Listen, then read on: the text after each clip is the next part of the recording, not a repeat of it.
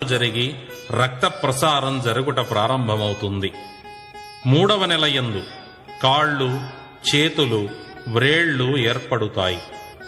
4వ నెల యందు తొడలు, నడుము, పాదములు, స్త్రీ పురుష భేదమును తెలియజేయు లింగ నిర్మాణము పూర్తి అవుతుంది. 5వ మాసంలో శరీరము పైన వెంట్రుకలు పుట్టుకొస్తాయి.